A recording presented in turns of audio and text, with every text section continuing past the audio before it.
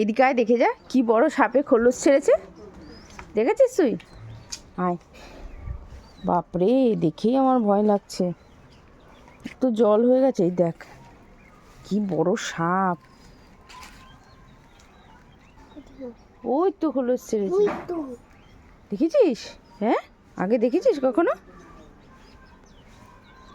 আমি তো এখনই উঠে দেখছি, দেখছো কত বড় খোলস, এখান থেকে স্টার্ট হয়ে, বাপ রে, একদিন দেখেওছি কিন্তু সাপটাকে, বিশাল বড় সাপ, মানে ইয়েটা হবে 2-2.5 মিটার তো হবেই মনে হয়, অতটা মাপ আমি বুঝি না।